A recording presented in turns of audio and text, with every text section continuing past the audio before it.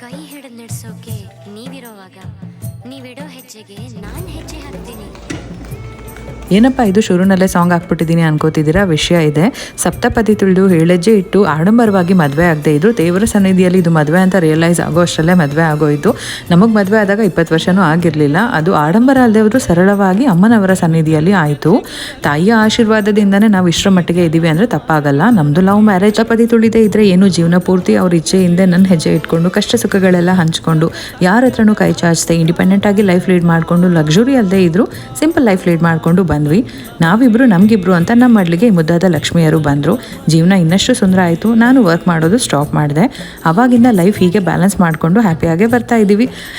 ಹೇಳ್ತಾರೆ ಅಲ್ವಾ, ಹೆಣ್ಮಕ್ಳಾದ್ಮೇಲೆ ಅಪ್ಪನಿಗೆ ಜವಾಬ್ದಾರಿ ಜಾಸ್ತಿ ಆಗುತ್ತೆ ಅಂತ. ಅಲ್ಲಿಂದ ಲೈಫ್ನ ಇನ್ನೂ ಸೀರಿಯಸ್ ಆಗಿ ತೊಗೊಂಡು ಫರ್ದರ್ ಸ್ಟಡೀಸ್ ಮಾಡಿ ಒಳ್ಳೆ ಕೆಲಸ ತೊಗೊಂಡು ಫ್ಯಾಮಿಲಿ ಎಲ್ಲರೂ ಒಟ್ಟಿಗೆ ಇರಬೇಕು ಅಂತ ನಮ್ಮ ದೇಶ ಬಿಟ್ಟು ಈ ದೇಶದಲ್ಲಿ ಬಂದು ನೆಲೆಸಿದ್ದೀವಿ. ಸಾಕಾಯ್ತಾ? ನಮ್ಮ